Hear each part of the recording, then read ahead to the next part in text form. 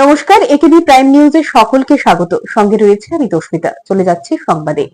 বাংলাদেশের প্রাক্তন প্রধানমন্ত্রী খালেদা জিয়ার অন্ত্যেষ্টিক্রিয়ায় যোগ দিতে বুধবার ঢাকায় গেলেন ভারতের বিদেশ মন্ত্রী এস জয়শঙ্কর। খালেদা জিয়ার পুত্র তারেক রহমানের হাতে তুলে দিলেন প্রধানমন্ত্রী নরেন্দ্র মোদীর শোকপত্র। এদিন বায়ুসেনার বিশেষ বিমানে করে ঢাকায় যান জয়শঙ্কর। এরপর তিনি খালেদা জিয়ার অন্ত্যেষ্টিক্রিয়ায় যোগ দেন। দীর্ঘ সময় রোগ ভোগের পর মঙ্গলবার সকালে প্রয়াত হন বাংলাদেশের প্রাক্তন প্রধানমন্ত্রী ও বিএনপি চেয়ারপারসন খালেদা জিয়া। তার অন্ত্যেষ্টিক্রিয়ায় অনুষ্ঠানে যোগ দিতে বুধবার সকালে ঢাকায় যান ভারতের বিদেশ মন্ত্রী এস জয়শঙ্কর। ভারতীয় সময় এদিন সকাল 11:30 ভারতীয় বায়ুসেনার বিশেষ বিমানে বাংলাদেশের বিমান ঘাঁটি বাসারে অবতরণ করেন জয়শঙ্কর। সেখানে তাকে স্বাগত জানাতে উপস্থিত ছিলেন মোহাম্মদ ইউনূসের অন্তর্বর্তী সরকারের বিদেশ মন্ত্রকের সচিব এম ফারহাদ হোসেন। ঢাকা সফরের শুরুতেই খালেদা পুত্র বিএনপির ভারপ্রাপ্ত চেয়ারপারসন তারেক রহমানের সঙ্গে দেখা করেন জয়শঙ্কর। তার হাতে তুলে দিলেন প্রধানমন্ত্রী নরেন্দ্র মোদীর শোকপত্র। ভোটমুখী বাংলাদেশে জয়শঙ্করের যাত্রাকে কূটনৈতিকভাবেও অত্যন্ত তাৎপর্যপূর্ণ বলে মনে করছে ওয়াকিবহাল মহল। সাম্প্রতিক বাংলাদেশে যেভাবে হিন্দু হত্যা তথা সংখ্যালঘু নির্যাতন চলছে, জামায়াত নেতৃত্বে এর পেছনে যে পাকিস্তান ও চীনের উস্কানি রয়েছে তা বুঝতে সময় লাগেনি সাউথ ব্লকের। এ নিয়ে তৈরি হয়েছে ইনকিলাব মঞ্চের মতো ভারত বিরোধী সংগঠনও। আর তাই আপাতত সাবধানী হয়েও বিএনপির দিকেই সামান্য ঝুঁকে থাকছে নয়াদিল্লি। এই পরিস্থিতিতে জয়শঙ্করের বাংলাদেশ সফরকে গুরুত্বপূর্ণ বলে মনে করা হচ্ছে। বেগম খালেদা জিয়ার মৃত্যুতে শোক প্রকাশ করেছেন প্রধানমন্ত্রী নরেন্দ্র মোদী। শোকবার্তায় তিনি জানান, বেগম খালেদা জিয়ার প্রয়াণের খবরে গভীরভাবে মর্মাহত হয়েছি। শোক সন্তপ্ত পরিবারের সদস্যদের পাশাপাশি বাংলাদেশের জনগণের প্রতি আন্তরিক সমবেদনা জানাচ্ছি। এদিকে রাজনৈতিক বিশ্লেষকদের অভিমত, খালেদা জিয়ার মৃত্যুতে ভারতের প্রধানমন্ত্রীর শোক প্রকাশ এবং অন্ত্যেষ্টিক্রিয়ায় জয়শঙ্করের যোগ দেওয়া উভয় ঘটনাই দিল্লির কূটনৈতিক প্রক্রিয়া। Bureau report, AKB TV. বুধবার রাজধানীর প্রজ্ঞা ভবনে এক অনুষ্ঠানের মাধ্যমে রাজ্যভিত্তিক মুখ্যমন্ত্রী নিরাময় আরোগ্য অভিযানের সূচনা হয়। মুখ্যমন্ত্রী ডক্টর মানিক সাহা এই অভিযানের সূচনা করেন। 1 জানুয়ারি থেকে 14 জানুয়ারি পর্যন্ত প্রথম রাউন্ড অভিযানের উদ্বোধন করেন রাজ্যের মুখ্যমন্ত্রী। এছাড়াও অন্যান্যদের মধ্যে উপস্থিত ছিলেন স্বাস্থ্য ও পরিবার কল্যাণ দপ্তরের সচিব কিরণ গিত্তে, স্বাস্থ্য ও পরিবার কল্যাণ দপ্তরের অতিরিক্ত সচিব তথা জাতীয় স্বাস্থ্য মিশনের মিশন অধিকর্তা সাজু ওয়াজিদ এ, স্বাস্থ্য দপ্তরের অধিকর্তা ডক্টর দেবশ্রী দেববর্মা, পরিবার কল্যাণ ও রোগ প্রতিরোধ দপ্তরের অধিকর্তা ডক্টর অঞ্জন দাস ও স্বাস্থ্য দপ্তরের অধিকর্তা ডক্টর এইচ.পি. শর্মা সহ স্বাস্থ্য দপ্তরের অন্যান্য আধিকারিকরা। গাছে জল ঢেলে অনুষ্ঠানের সূচনা করেন মুখ্যমন্ত্রী। অনুষ্ঠানে ভাষণ দিতে গিয়ে মুখ্যমন্ত্রী বলেন, এখন পর্যন্ত 53% গ্রাম সমিতি অর্থাৎ জিপি-জিসি টিবি মুক্ত হয়েছে। একের পর এক আমরা যে কাজগুলো করছি তার উপর ভিত্তি করেই কিন্তু আমরা সামনের দিকে এগিয়ে যাচ্ছি। এখানে প্রধানত 3টি ক্যান্সারের কথা বলা হয়েছে। এই 3টি ক্যান্সারকে টার্গেট করেই আমরা কিন্তু কাজ করে যাচ্ছি বলে তিনি জানান। এখন পর্যন্ত 53% গ্রাম সমিতি মানে জিপি ডিসি এই যে টিবি মুক্ত হয়েছে, এটা কিন্তু সামনের দিকে এগিয়ে যাচ্ছে। একের পর এক আমরা যে কাজগুলো করছি সেগুলো কিন্তু এর উপর ভিত্তি করেই কিন্তু আমরা এই কাজগুলো করছি। এখানে সার্ভাইকাল ক্যান্সারের কথা বলা হয়েছে, ওরাল ক্যান্সার, ব্রেস্ট ক্যান্সার, 3টা মেইন ক্যান্সার সব জায়গায় হতে পারে শরীরে, কিন্তু মেইন এই 3টার উপরেই আমরা টার্গেট এবং ন্যাশনালিও সে। আমার মনে আছে এবার যে লাস্ট যে বাজেট আমাদের মাননীয় যে ইউনিয়ন ফিনান্স মিনিস্টার ওনার বাজেটে বলছিলেন যে সার্ভাইকাল ক্যান্সার নিয়ে মহিলাদের নিয়ে মাননীয় প্রধানমন্ত্রীজি কত উদ্বিগ্ন, সেখানে উনি তার জন্য বাজেট আলাদা রেখেছেন এবং সার্ভাভেক করে একটা ফার্স্ট ইন্ডিজিনাস যে আমাদের ভারতবর্ষে মাননীয় প্রধানমন্ত্রীজির উদ্যোগে সেটা হয়েছে, যে কোয়াড্রিভ্যালেন্ট হিউম্যান পেপিলো ভাইরাস যেটা, সেটা এনটি, যে আমরা সবাই জানি যে সার্ভাইকাল ক্যান্সার কী কারণে বেশি হয়। তো সেটা যে ডেভেলপ 31শে ডিসেম্বর বুধবার বিকেলে সচিবালয়ের কনফারেন্স হলে পরিবহন দপ্তরের প্রকল্পগুলোর পর্যালোচনা সহ চলমান কাজগুলোর অগ্রগতি সম্পর্কিত বিভিন্ন বিষয় নিয়ে এক বৈঠক অনুষ্ঠিত হয়। বৈঠকে উপস্থিত ছিলেন দপ্তরের মন্ত্রী সুশান্ত চৌধুরী ও দপ্তরের সচিব সহ অন্যান্য উচ্চপদস্থ আধিকারিকরা। বৈঠকে মন্ত্রী বলেন, আজ 2025 সালের শেষ দিন। 2025 সালে রাজ্যের পরিবহন দপ্তরের উদ্যোগে যে উন্নয়নমূলক কর্মসূচি চলছে, বিভিন্ন মোটর স্ট্যান্ড, আমাদের ডিটিও অফিস, আস্তাবলে কমিশনার বিল্ডিং, কোন কাজের অগ্রগতি, কি কাজ শেষ করতে কতদিন লাগবে বা অর্থনৈতিক দিক দিয়ে কি অগ্রগতি রয়েছে, সেই সমস্ত বিষয় নিয়ে একটি বিস্তারিত বৈঠক অনুষ্ঠিত হয়। বৈঠকে যে প্রকল্পগুলো নিয়ে আলোচনা করা হয়েছে, আমরা প্রতি 3-4 মাস অন্তর অন্তর এই প্রকল্পগুলো নিয়ে রিভিউ করে থাকি বলে মন্ত্রী জানান। আজকে ইংরেজি 2025-এর শেষ দিন 31 ডিসেম্বর, এবং এই 31শে ডিসেম্বর 2025-এ আমরা পরিবহন দপ্তরের তরফ থেকে সারা রাজ্যে পরিবহন দপ্তরের উদ্যোগে যে উন্নয়নমূলক কর্মসূচি চলছে, বিভিন্ন মোটর স্ট্যান্ড, আমাদের ডিটিও অফিস, কমিশনারেট বিল্ডিং, আস্তাবলে, কোথায় কোন কাজের অগ্রগতি কি, কতদিন সেটা সম্পূর্ণ করতে লাগবে বা অর্থনৈতিক তার কি ইনভলভমেন্ট রয়েছে, সে সমস্ত বিষয় নিয়ে একটা বিস্তারিত মিটিং আমরা এখানে আয়োজন করেছি। যারা এখানে উপস্থিত আছেন, সেক্রেটারি ট্রান্সপোর্ট আছেন অ্যাডিশনাল সেক্রেটারি ট্রান্সপোর্ট, আমাদের চিফ ইঞ্জিনিয়াররা রয়েছেন, সুপারিনটেন্ডেন্ট ইঞ্জিনিয়াররা রয়েছেন, আমাদের ফিনান্সের অ্যাডিশনাল সেক্রেটারি রয়েছেন, বা বিভিন্ন জেলা থেকে এডিএম, এক্সিকিউটিভ ইঞ্জিনিয়ার বা সার্কেল থেকে এসসিরা, এবং আমাদের পরিবহন দপ্তরের বিভিন্ন স্তরের অফিসাররা এখানে রয়েছেন। পাশাপাশি যে এজেন্সিগুলো, কন্ট্রাক্টররা এই উন্নয়নমূলক কর্মযজ্ঞের সঙ্গে জড়িত হয়ে কাজগুলোকে ত্বরান্বিত করছেন, তাদেরকেও আমরা এখানে আমন্ত্রণ জানিয়েছি আমাদের এই মিটিংয়ে উপস্থিত থাকার জন্য। তো যে প্রজেক্টগুলো নিয়ে এখানে আলোচনা হয়েছে, আমরা প্রতি 3-4 মাস অন্তর অন্তর এই প্রজেক্টগুলো নিয়ে রিভিউ করে থাকি।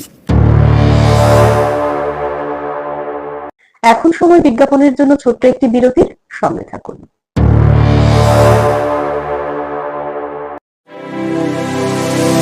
North East Institute of Nursing Science Tripura রাজ্যে বিশ্বমানের পরিকাঠামোর সাথে ডিজিটাল ক্লাসরুম, নিজস্ব হসপিটাল ও দক্ষ ফ্যাকাল্টির দ্বারা BSc nursing, GNM nursing, ANM nursing course পরিচালিত করছে।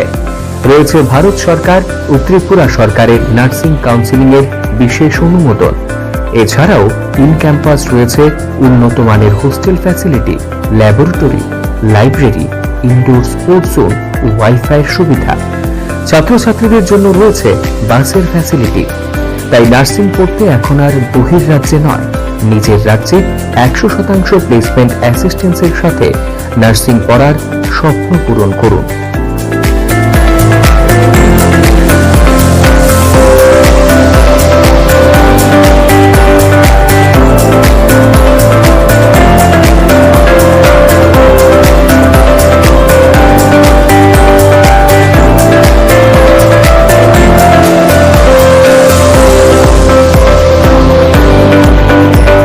ভর্তির জন্য আজই যোগাযোগ করুন north East Institute of Nursing science, Agartala, Amtali bypass. Phone নম্বর 7085155609, 7005127202, 0381231506, 8257808056, অথবা ভিজিট করুন www.neins.ind.in, a unit of Deeprook Hospital.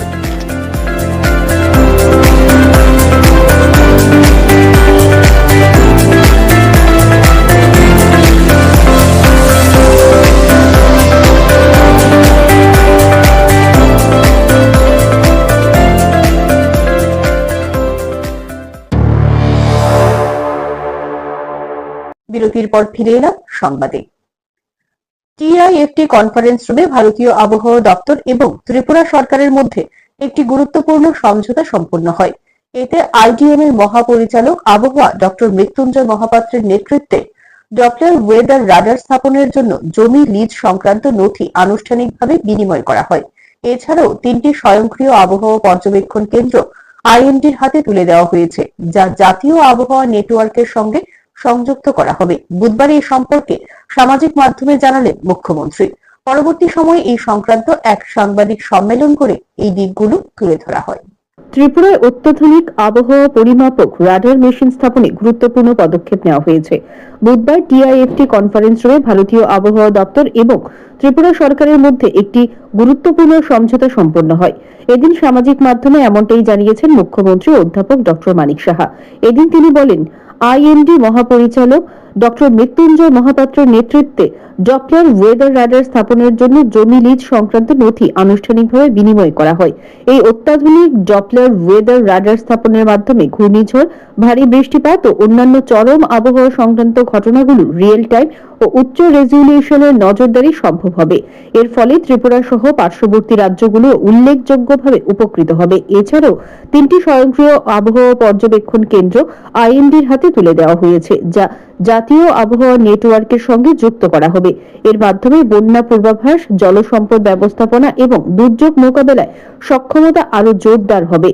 আবহাওয়া সংক্রান্ত নির্ভুল তথ্য ও আধুনিক প্রযুক্তির ব্যবহারের মাধ্যমে মানুষের জীবন ও জীবিকা রক্ষা এবং উন্নয়নমূলক কর্মকাণ্ড সুরক্ষিত করার ক্ষেত্রে এটি একটি উল্লেখযোগ্য অগ্রগতি বলে মনে করছেন সংশ্লিষ্ট মহল। এই উপলক্ষে পরবর্তী সময় মহাকরণে এক সাংবাদিক সম্মেলনে এ ব্যাপারে জানালেন রাজস্ব দপ্তরের সচিব ব্রিজেশ পান্ডে। এই সাংবাদিক সম্মেলনে উপস্থিত ছিলেন ভারতীয় মৌসুম বিভাগের মহাপরিচালক ডক্টর মৃত্যুঞ্জয় মহাপাত্র। नमस्कार। जैसा आपकी जानकारी में पहले बताया जा चुका है कि हमारे साथ में आज डॉक्टर मृत्युंजय महापात्रा, जो हमारे डायरेक्टर जनरल हैं इंडियन मेट्रोलॉजिकल डिपार्टमेंट के, जो मौसम विभाग का जो मौसम विभाग है भारत सरकार का, उसके सबसे सर्वोच्च पद पर पदासीन हैं।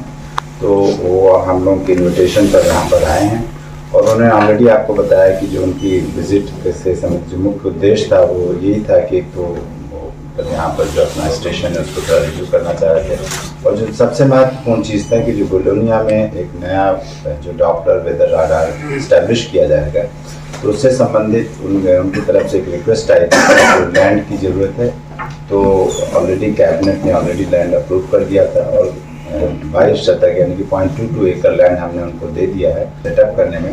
हमने रिक्वेस्ट किया कि आप कोशिश करिए कि इसी फाइनेंशियल ईयर 31 मार्च तक सेटअप हो जाए, और आपने ऑलरेडी बताया है कि वो प्रॉमिस किया है कि 31 मार्च के पहले उसे सेटअप करने के उसको इनॉपरेट भी करेंगे। इससे आने वाले जो अगले वर्ष में जो मानसून सीजन में उसमें सहायता होगी।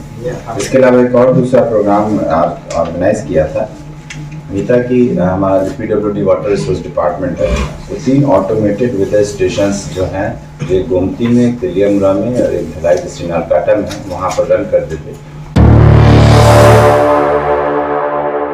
Bureau report, AKB TV.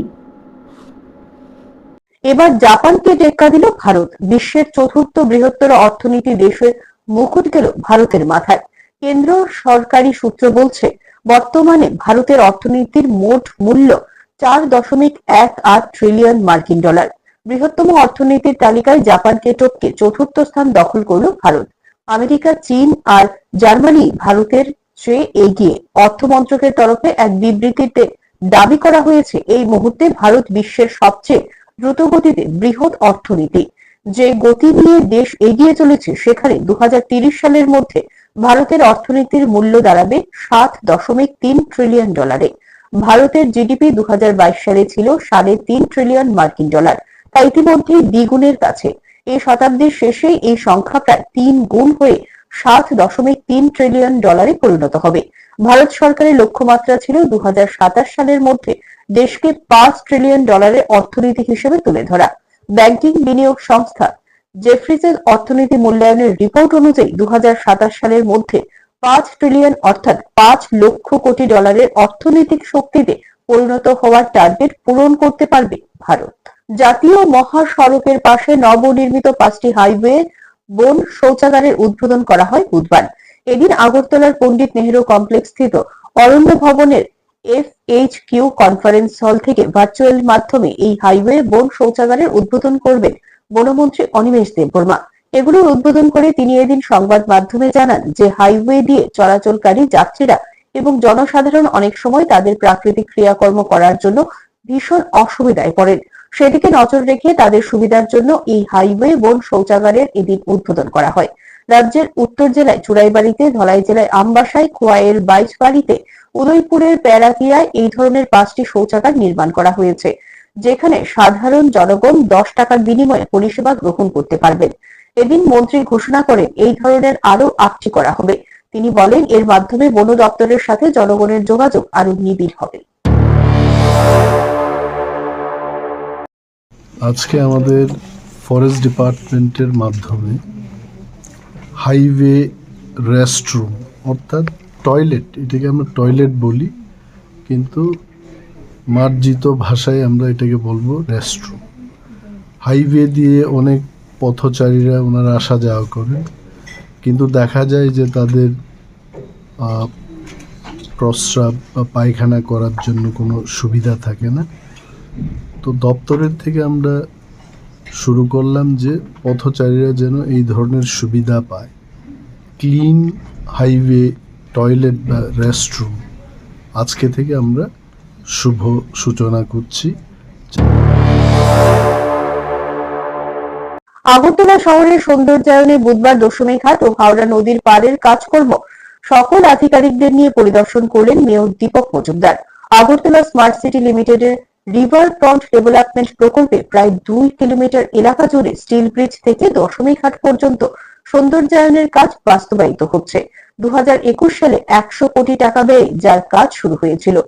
Howrah নদীর অববাহিকা উন্নয়নে স্মার্ট সিটি প্রকল্পের অধীনে রিভার ফ্রন্ট ডেভেলপমেন্ট প্রজেক্টের আওতায় চলছে উন্নয়নমূলক কাজ। বুধবার সেই কাজের অগ্রগতি খতিয়ে দেখেন মেয়র দীপক মজুমদার। এদিন মেয়রের সঙ্গে ছিলেন পুর নিগমের commissioner DK Chakma, corporator Abhijit Mallick সহ পুর নিগম ও স্মার্ট সিটি প্রকল্পের অন্যান্য আধিকারিকরা। এই প্রকল্পের মাধ্যমে চলছে বন্যা নিয়ন্ত্রণে শক্তিশালী বাঁধ নির্মাণ ও ড্রেজিং, নদী পরিষ্কারকরণ ও সবুজ স্থান তৈরি করা, হাঁটার পথ, সাইকেল লেন, খেলার মাঠ ইত্যাদি। পাশাপাশি বর্জ্য জল পরিশোধন এবং নদীর তীরকে আকর্ষণীয় পাবলিক স্পেসে রূপান্তর করার উদ্যোগ নেওয়া হয়েছে, যাতে করে বিনোদন ও পর্যটন বাড়ানো যায়। রাজধানীর বটতলা এলাকার কাছাকাছি বটতলা সেতু থেকে দশমী ঘাট পর্যন্ত উন্নয়ন করা হচ্ছে, যেখানে আলোকসজ্জা, ফুড স্টল, পার্ক ও অন্যান্য সুবিধাযুক্ত থাকবে বলে জানা গেছে। স্মার্ট সিটি লিমিটেড পক্ষ থেকে যে হাওড়া রিভার ফ্রন্ট ডেভেলপমেন্ট যে ওয়ার্ক এটা শুরু হয়েছিল কয়েক বছর আগে, এটা প্রায় শেষের পথে কাজ। আজকে আমরা প্রত্যক্ষভাবে পরিদর্শন করেছি, এই কারণে কাজের অগ্রগতির কথাটা হয়েছে। তো আমরা দেখে খুব সন্তুষ্ট, খুব সুন্দরভাবে কাজটা করা হচ্ছে। এটার অনেক জিনিস দেখার মতো আছে, যেগুলি রাজ্যের মানুষ অনেকে অবহিত না। তো আমরা চাইছি যে এটা আগামী ফেব্রুয়ারি বা এপ্রিল মাসের মধ্যেই আনুষ্ঠানিকভাবে রাজ্যের মাননীয় মুখ্যমন্ত্রী প্রফেসর মানুষের হাত ধরে এটা উন্নীত করা হবে, জনসাধারণকে ব্যবহার করার জন্য বা উপভোগ করার জন্য। এটা অনেক ব্যবস্থা আছে। এখন দেখবেন হাওড়া নদীটা যেটা আগে ছিল, যেটা পরিত্যক্ত জায়গা, বিভিন্ন মানুষের আবর্জনা ফেলার জায়গা ছিল, এখন কিন্তু এটা একটা বড় পর্যটনের জায়গা হচ্ছে, ভ্রমণের জায়গা হচ্ছে এবং বিনোদনের জায়গাও তৈরি হচ্ছে। সেভাবেই সুন্দর করা হচ্ছে। একদম আপনার জ্বলন্ত ব্রিজ থেকে 2.2 কিলোমিটার সাজানো হচ্ছে, আরও নদীতে ডেভেলপ করা হচ্ছে, যাতে বন্যার সময় যে ফ্লাডে এফেক্টেড নয় সেটাকে লক্ষ্য রেখেই কিন্তু টোটাল সাজানো হচ্ছে। আজকে আমরা ভিজিট করেছি, আমাদের জেনারেল চেয়ারম্যান অভিজিৎ মল্লিক মহোদয় আছে, আমাদের স্মার্ট সিটি যিনি CEO এবং আমাদের যিনি মিউনিসিপ্যাল কমিশনার DK চাকমা সাহেব আছেন, এডিশনাল কমিশনার এবং জলপরির যিনি CEO আমাদের নীলকান্তি IS উনিও আছেন, এবং আমাদের স্মার্ট সিটি লিমিটেডের যারা আধিকারিকরা, পুর নিগম আধিকারিক সহ আমরা আজকে। স্মার্ট মিটার লাগানোর পর অসহায় এক বৃদ্ধার বিদ্যুৎ বিল এসেছে 9,821 টাকা। মন্ত্রী কিশোর বর্মনের নির্বাচনী এলাকা কলিরামপাড়ার বাসিন্দা নাইথকি জমাতিয়ার এমনটাই দাবি। পুরনো মিটার বাদ দিয়ে নতুন স্মার্ট মিটার বসানোর পর অসহায় এক বৃদ্ধার বিদ্যুৎ বিল এসেছে 9,821 টাকা। এমনই অভিযোগ তুলেছেন মন্ত্রী কিশোর বর্মনের নির্বাচনী এলাকার কালিরামপাড়ার বাসিন্দা নাইথক্তি জমাতিয়া নামে ওই বৃদ্ধার দাবি দীর্ঘদিন ধরে স্বাভাবিকভাবেই তিনি বিদ্যুৎ ব্যবহার করে আসছিলেন। বেশিরভাগ 100 থেকে 200 টাকা বিদ্যুৎ বিল আসত, কিন্তু সম্প্রতি বাড়িতে স্মার্ট মিটার বসানোর পর হঠাৎ করে বিপুল অঙ্কের বিদ্যুৎ বিল হাতে পেয়ে তিনি দিশেহারা হয়ে পড়েন। তার পক্ষে এত টাকা বিল পরিশোধ করা কার্যত অসম্ভব বলে জানান তিনি।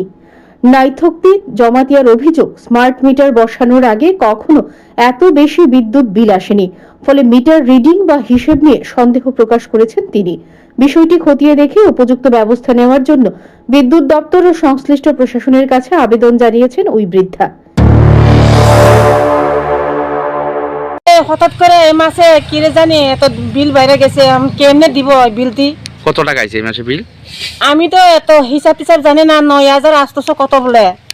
আমার ওই জামাই কাছে হইনা, আমি তো বিধবা মানুষ, মহিলা মানুষ, আমি হেদিক সেদিক যাইতাম পারি না, সব মানে দে না পে না জামাই দিয়া মানে দেওয়ায় মেয়ের জামাই। হ্যাঁ হ্যাঁ, মেয়ের জামাই।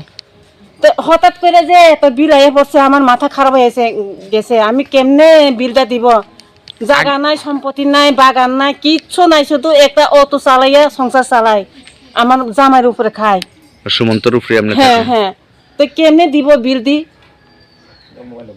তো এই আগে কত আইতো মাসে? আগে প্রথম যাত্রা করে আইতো 95, 96 এমন করে আইতো। এরপরে 100, আরে হ্যাঁ 100, 105 এরকম করে আইতে আইতে আইতে আইতে লক্ষণ দেবা থেকে আমি দিতে আছে, প্রথম থেকে আমি দিতে আছে। এরপরে থেকে কইছে নলসুদ দিত, তো আবার নলসুদ দিতে আছে। নলসুদে আমি আর যাইতাম পারি না। এদিকে এলাকাবাসীর মধ্যেও ঘটনাটি নিয়ে ক্ষোভ ও উদ্বেগ দেখা দিয়েছে। তাদের দাবি, স্মার্ট মিটার বসানোর পর যদি এই ধরনের অস্বাভাবিক বিল আসে, তবে সাধারণ মানুষের পক্ষে তা বহন করা কঠিন হয়ে দাঁড়াবে। Bureau report, AKV TV. আবারও দিচ্ছি বিজ্ঞাপনের জন্য ছোট্ট একটি বিরতি, সঙ্গে থাকুন।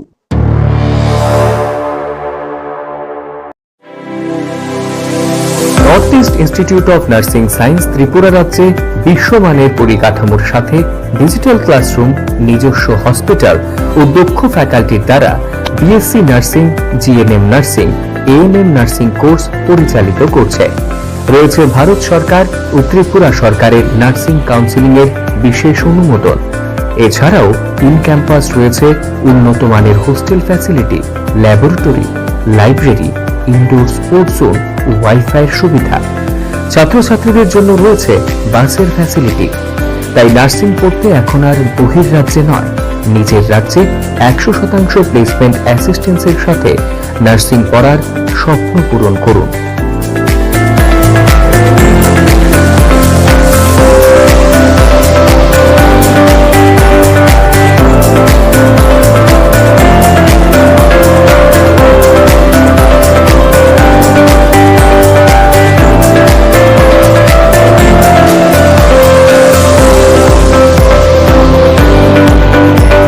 ভর্তির জন্য আজই যোগাযোগ করুন north East Institute of Nursing science, Agartala, Amtali bypass. Phone নম্বর 7085155609, 7005127202, 0381231506, 8257808056, অথবা ভিজিট করুন www.neins.ind.in, a unit of Devloop Hospital.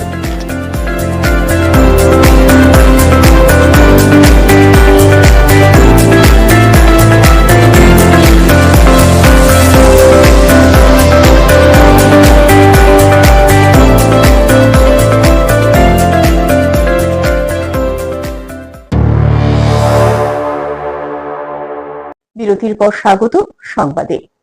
1 বা 2 বছর নয়, প্রায় 15 বছর পর ঊনকোটি জেলায় আবারও ফিরছে উত্তর পূর্বাঞ্চলের অন্যতম বৃহত্তর ফুটবল আসর, পদ্মচং ফুটবল টুর্নামেন্ট। এই উপলক্ষে বুধবার কৈলাসহর সার্কিট হাউসে রাজ্যের ক্রীড়া ও যুব বিষয়ক দপ্তরের মন্ত্রী টিঙ্কু রায়ের পৌরোহিত্যে এক প্রস্তুতি বৈঠক অনুষ্ঠিত হয়।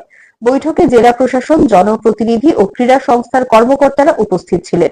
বৈঠকের সিদ্ধান্ত অনুযায়ী আগামী 31 জানুয়ারির রাতে রামকৃষ্ণ মহাবিদ্যালয় স্টেডিয়ামে টুর্নামেন্টের গ্র্যান্ড ওপেনিং অনুষ্ঠিত হবে। এবছর প্রতিযোগিতায় প্রায় 20টি দল অংশ নেবে। ইস্টবেঙ্গল ও মোহনবাগানের জুনিয়র দল সহ মণিপুর, মিজোরাম, নাগাল্যান্ড ও অন্যান্য রাজ্যের দল মাঠে নামবে। বিদেশি খেলোয়াড়দের অংশগ্রহণও থাকছে বলে জানা গেছে। যদিও উদ্বোধন হবে রাতে, তবে সমস্ত ম্যাচ অনুষ্ঠিত হবে দিনে।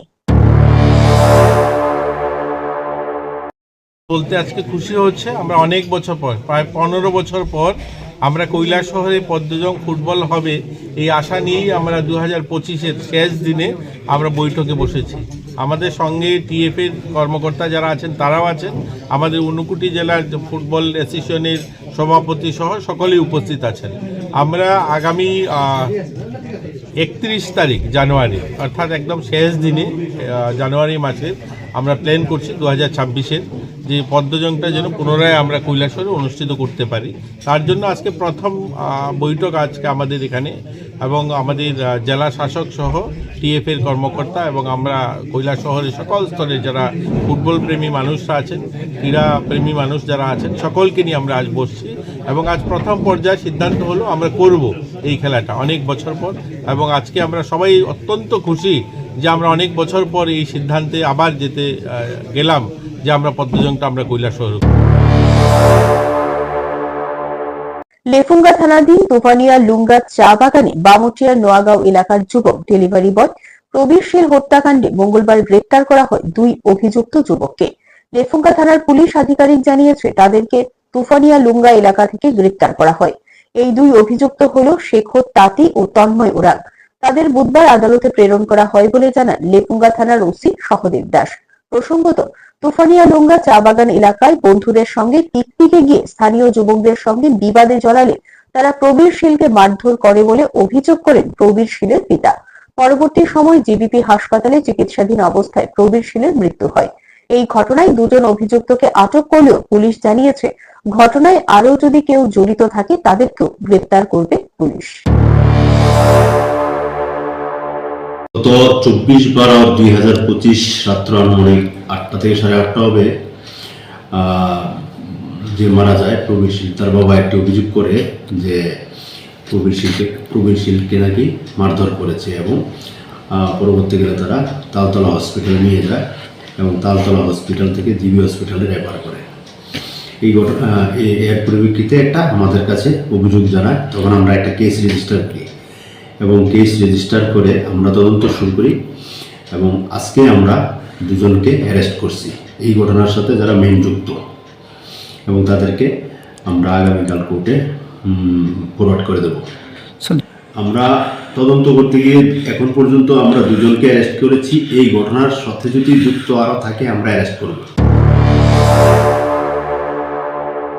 ধর্মনগরের ডেলিভারি বয় প্রসেনজিৎ সরকারের রহস্যজনক মৃত্যু মামলায় দীর্ঘ প্রতীক্ষার পর আদালত এই মামলার পরবর্তী পদক্ষেপ গ্রহণ করেছে। 5 অভিযুক্তকে সোমবার ভিডিও কনফারেন্সিং এর মাধ্যমে আদালতে পেশ করা হলে বিচারক তাদের ফের জেল হেফাজতে পাঠানোর নির্দেশ দেন। গত 14 ডিসেম্বর প্রসেনজিৎ সরকারের ঝুলন্ত দেহ উদ্ধারের পর থেকেই বিচার চেয়ে উত্তাল ছিল গোটা রাজ্য। 30 ডিসেম্বর উত্তর ত্রিপুরা জেলা আদালত ভিডিও কনফারেন্সিং এর মাধ্যমে মামলার রায় ঘোষণা করে। আদালতের নির্দেশ অনুযায়ী ধৃত 5 অভিযুক্ত সুস্মিতা ভট্টাচার্য, সঙ্গীতা ভট্টাচার্য, সৌরভ ভট্টাচার্য, মেঘদীপ ভট্টাচার্য এবং পিউ ধরকে আগামী 9 জানুয়ারি পর্যন্ত জেল হেফাজতে থাকতে হবে। উল্লেখ্য যে এর আগে আদালত তাদের 30 ডিসেম্বর পর্যন্ত জেল হেফাজতের নির্দেশ দিয়েছিল। প্রসেনজিৎ সরকারকে মানসিক ও শারীরিক হেনস্থা এবং খুনের অভিযোগে এই মামলাটি এখন রাজ্যের অন্যতম চর্চিত বিষয়। আগামী 9 জানুয়ারি আদালত এই বিষয়ে পরবর্তী কি পদক্ষেপ নেয় এখন সেদিকেই তাকিয়ে রয়েছে গোটা ধর্মনগর তথা রাজ্যবাসী। বুধবার এই বিষয়ে জানালেন অ্যাসিস্ট্যান্ট পিপি রাধাকান্ত দাস।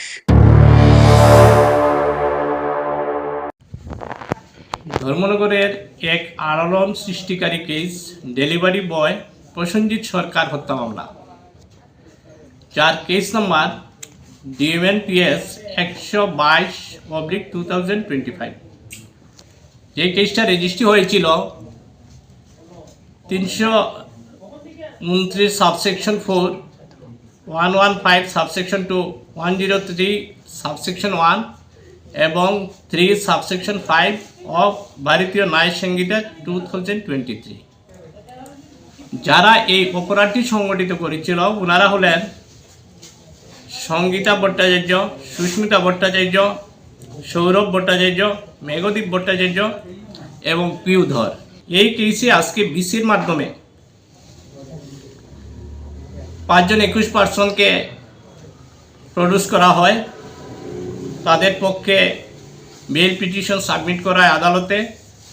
আদালত তাদের বেল পিটিশন রিজেক্ট করেন এবং তাদেরকে 9/1/2026 পর্যন্ত জেল কাস্টাডির অর্ডার দেন। সংবাদ এখনকার মতো এই পর্যন্তই। আমাদের পরবর্তী সংবাদ দেখার জন্য চোখ রাখুন এটিভি টিভির পর্দায়। নমস্কার।